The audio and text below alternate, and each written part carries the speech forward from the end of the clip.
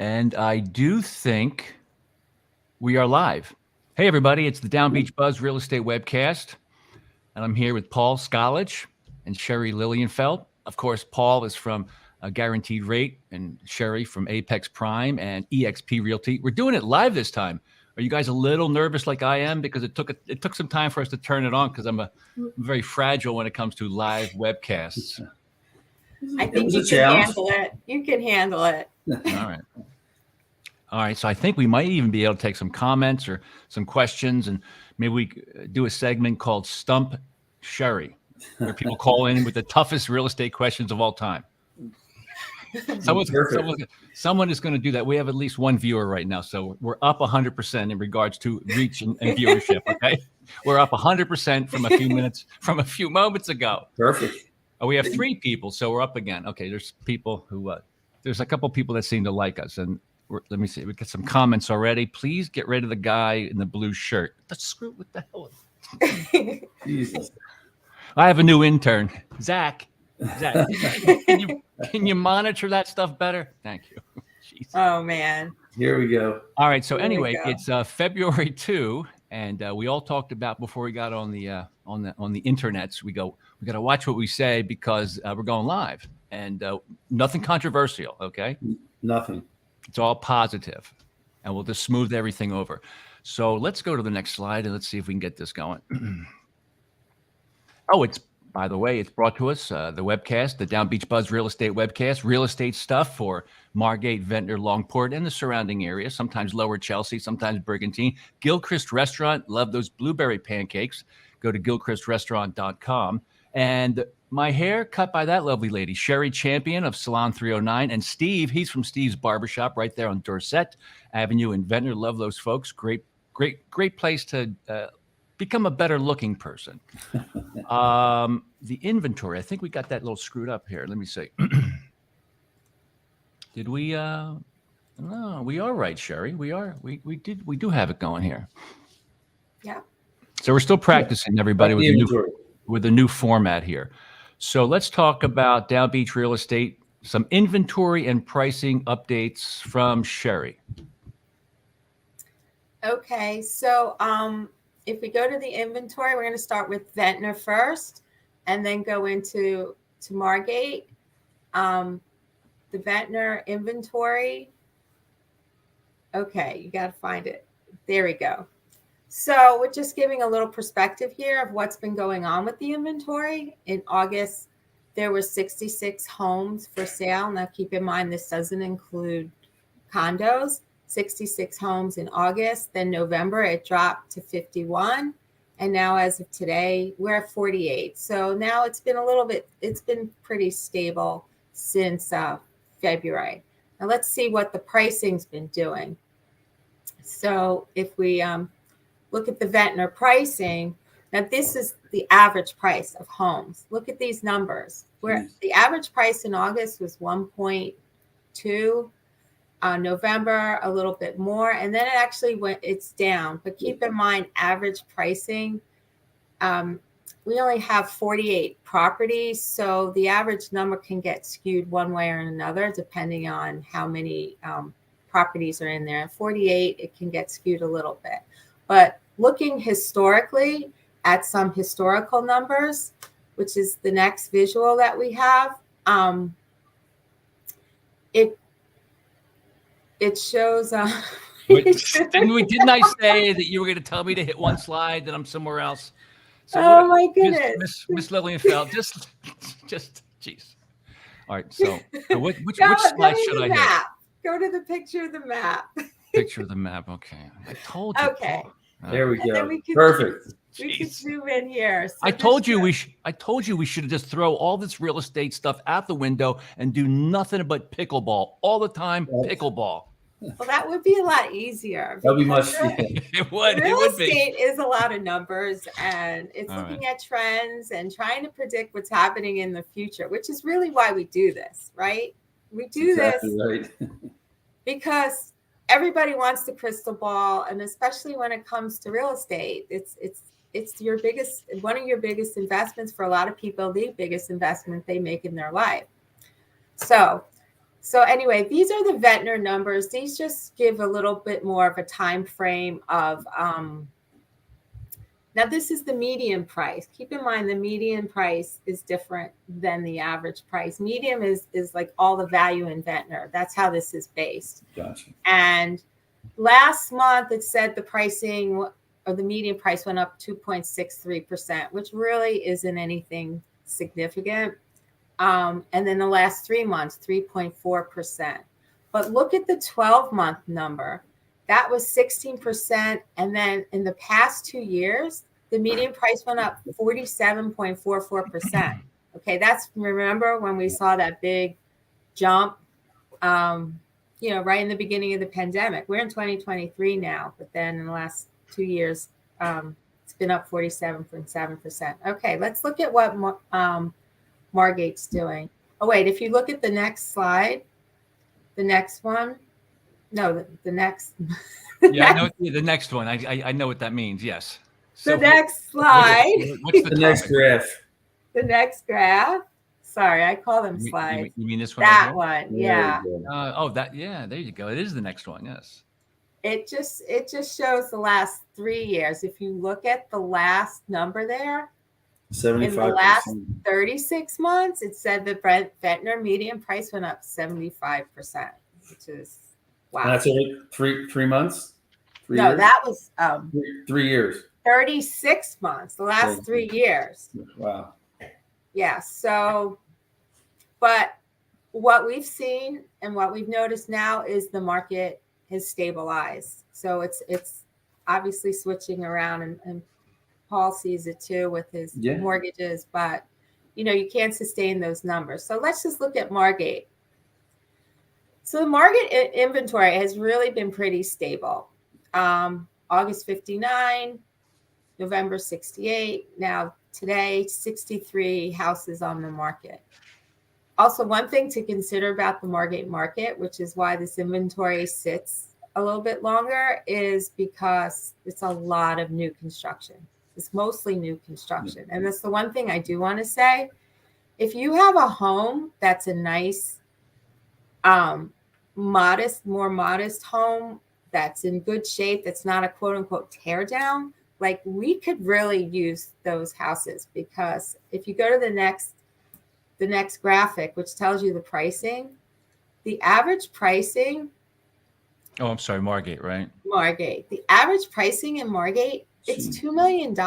You can't find anything other than a tear down for like less than $1 million, really. I mean, our inventory is so like non-existent with houses that are more, what I'll say, reasonably priced, and I don't mean it in any bad way, just because new construction, not everyone who wants to buy a shore house can buy new construction. So there's a lot of buyers out there just waiting for a nice home they can move into that's not $2 million.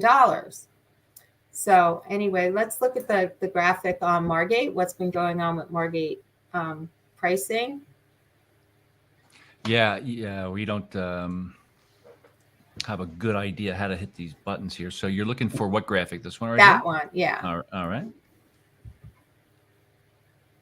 So the median price over the last month is like really pretty stable. The first one 0.77%. But if you look at over the last 3 months, the median pricing went down 5.4%. There's a little bit of a market stabilization, and like just what I can tell you, there are 63 homes, and 13 of them have had price reductions.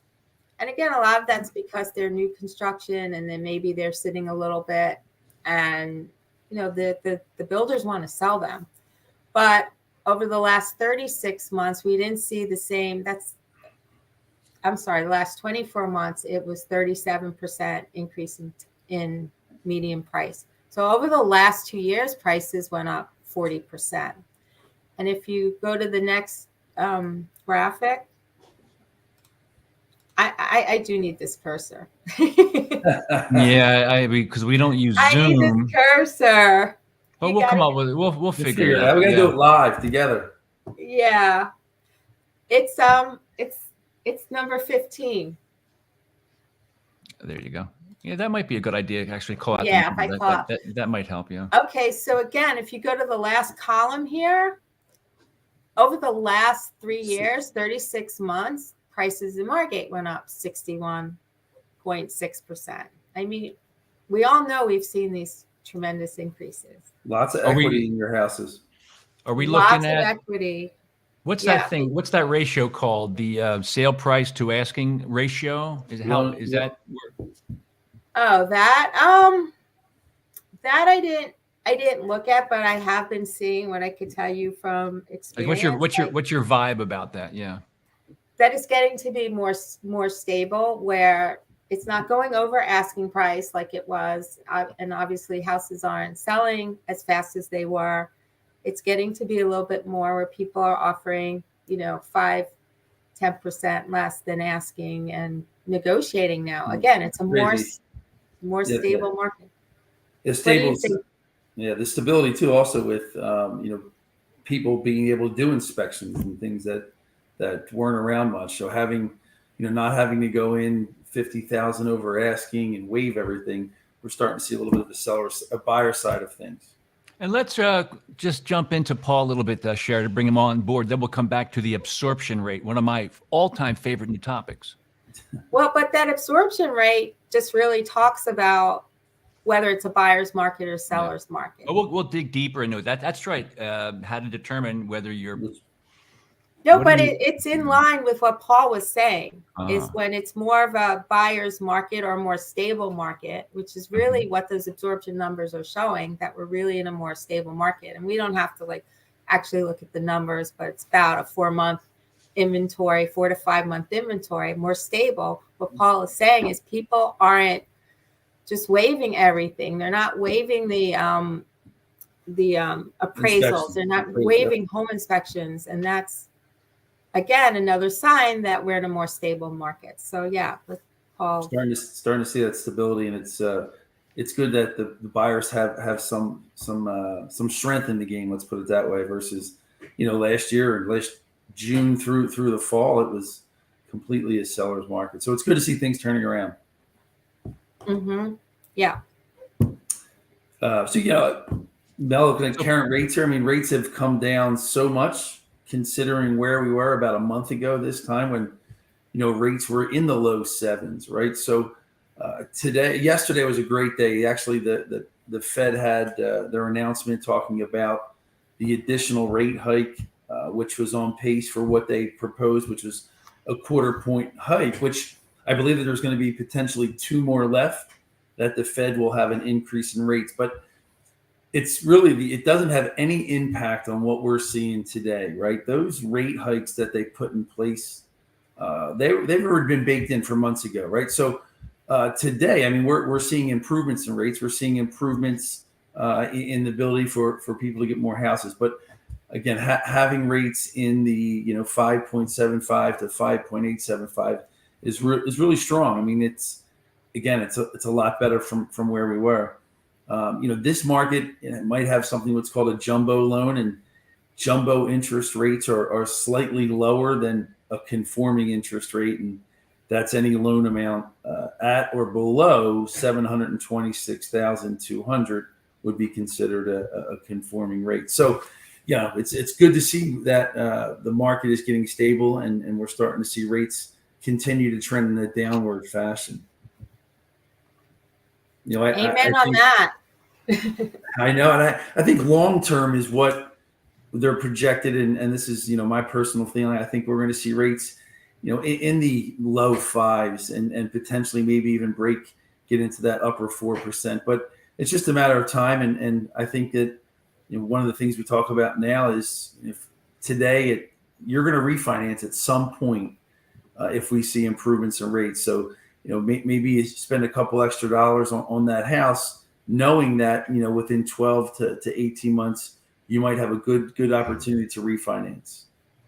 So Paul, I noticed that there's not a Fly Eagles Fly banner behind you. What happened? It'll be up. We were having our Super Bowl party, and we're diehards. Fortunately, had the opportunity to get down there at the game with my daughter, and it was awesome. Wouldn't change for the world.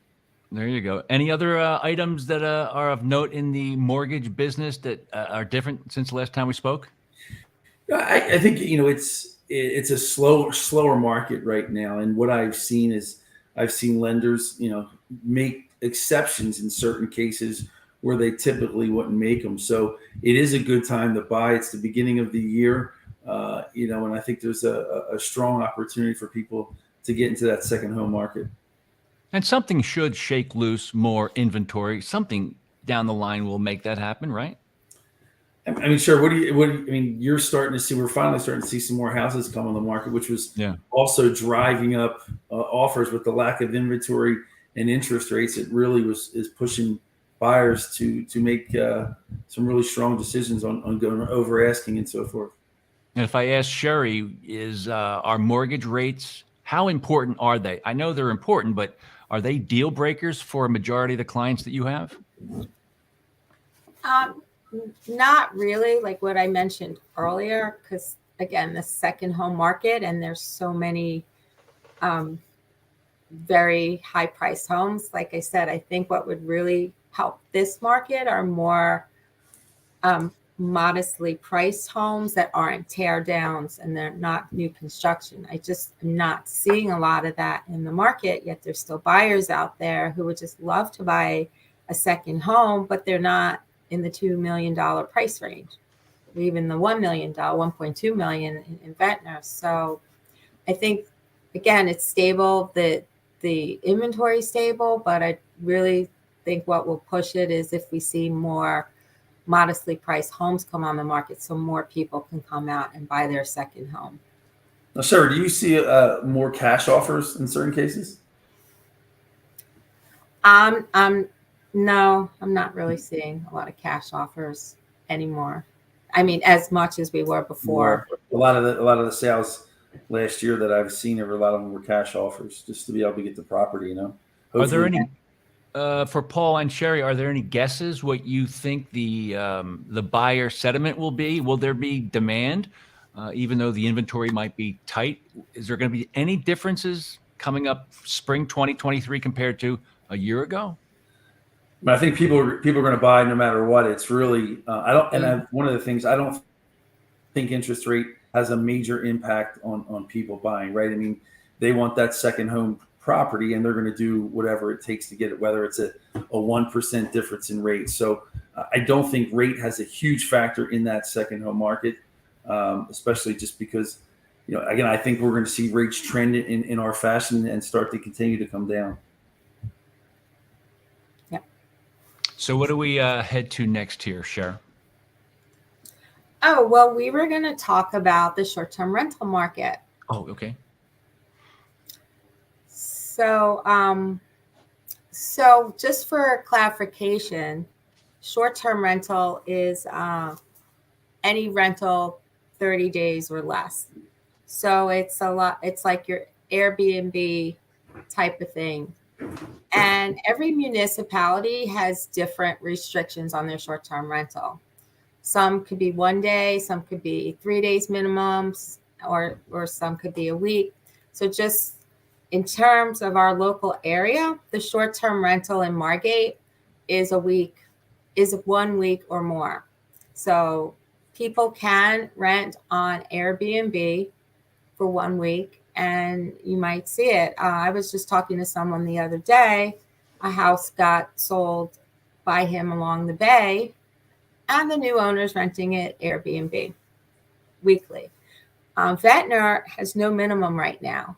So they want everybody's input on that, and they are having a town meeting February 9th, which is next Thursday, at 5:30 p.m. at City Hall, and they want to hear what people have to say. Right now, someone can rent a home in Ventnor for 1 night in an Airbnb.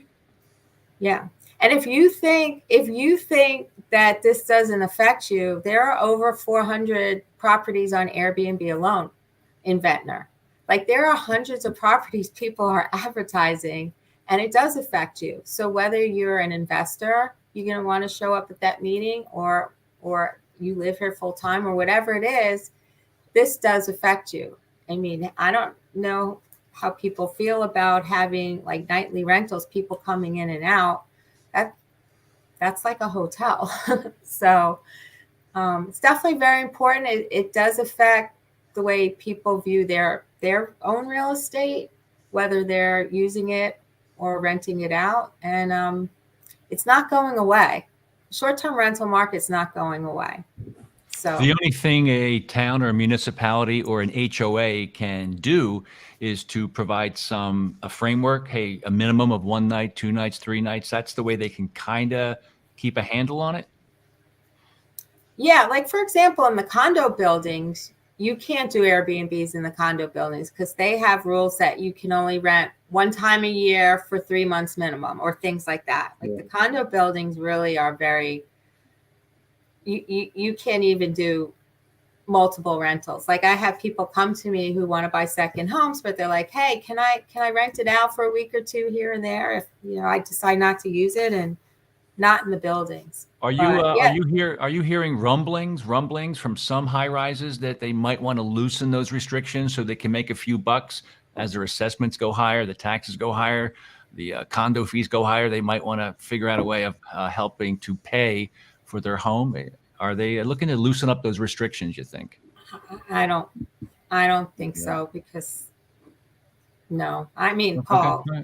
do you hear anything? No, I mean, I don't think so. At some point, they got to recoup that cost, and especially we just got to be careful with if a lot of these condos would go into what's called investment properties, that would impact the ability to get a traditional loan there. But we'll talk about condos another time. But this is it's an interesting topic.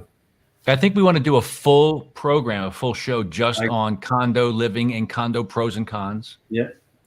And condo financing and what to look for and how to evaluate, how stable the building is financially, like the things that you were talking about with those assessments. So yeah, we'll talk about that another time, but it's definitely very in-depth, important subject. The whole topic. So we tried to say that we're going to make it 20 minutes long, and that's it, because that's all people can handle sometimes of topics that may or may not be of great interest. But anyway, it's the Down Beach Buzz Real Estate Webcast.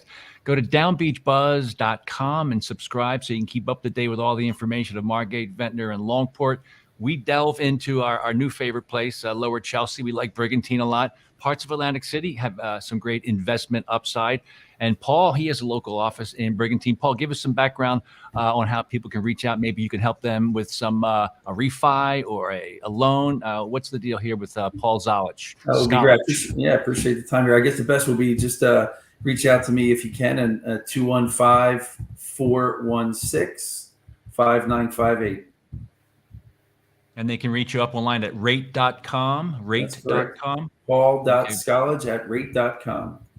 And Sherri's everywhere, so people can find her, right? I mean, I bumped into her at Acme in Ventnor the other day, right? Yeah. I'm very embarrassed. Hey, she had looked at my cart, and I go, oh, I can't. I wish she didn't see that stuff. There's certain things you don't want to share. Healthy produce in there? Well, I don't know. I'm not going to say anything, but it's right there. You're bearing your entire, what you put in your body in that cart. It's not good. It's like your chance. It's all good.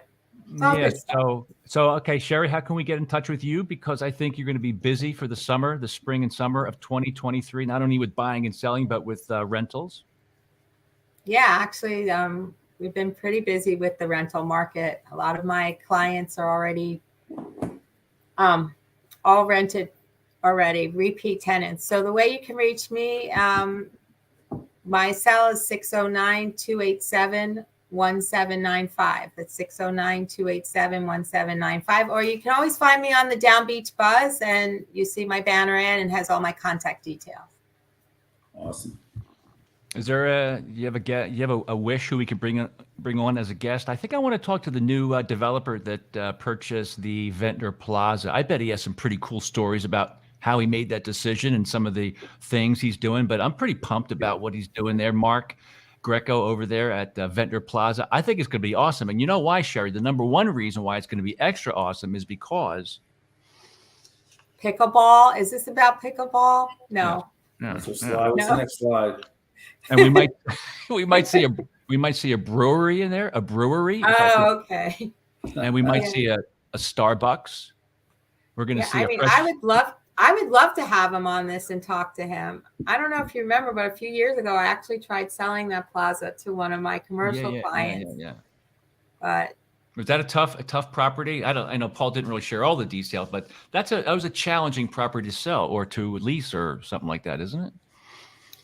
well, the challenge is because of the water problems in that area, and that scares a lot of people away. But I'm glad he bought it. I'm sure it's going to be amazing. I noticed the new facade coming up, and it's. Yeah, I think they put a lot of time into drainage and pipes and reconfiguring and all that. But I think they have a handle on it. Yeah, Otherwise. again, I was looking at this a few years ago, so things have changed since then. And Paul, with in terms of insurance, certainly flood zones and all that play a pretty big role in what you provide to your clients, right? Yeah, this sure does. I mean, really, the flood insurance aspect, if you're in a condo, most of your associations will cover that cost. But individually, if you're a single family, flood insurance is a requirement. And basically it's based off of the level of elevation that you're on, which would require an elevation cert. So yes, I mean, flood insurance is a major impact. There are two different types, whether it's a private issued company or whether it's a FEMA based company. So there will be typically there's a little bit of a discounted rate if you go with a third party as a private firm. Okay, so moving forward, everybody watching, we're going to try to do this every Thursday, I think, late in the morning. We're going to figure every that other out. Thursday. Every other Thursday. Yeah. And we're going to try to get better at taking questions and things like that. How's that crowd out there? Mel, what do we got out there? We got a whole bunch. We got Mel. We have Mel watching. We have John Gergadis listening, and Mel Toxic's checking in. There you go. That's awesome. Well we got the whole crew. But we also have our good friends from H&L Property Renovations. He's the guy that does a lot of contracting where I live, and he did my place here, and he's amazing. His name is Herman, but maybe one day he'll find a box right somewhere within us, because we need maybe a builder or a contractor to chime in on what it's like to be a part of the real estate world. I think that kind of applies somewhat, doesn't it? Yeah, sure does. Absolutely. And I want to get, yeah. All right, guys. So let's get out of here, and we'll talk to you soon. And thanks. And go to DownbeachBUZZ.com or ApexPrime.com or Rate.com to check out Paul Skolich. All right. And we'll talk to you later. Wave, everybody. Thank you. Awesome. Bye.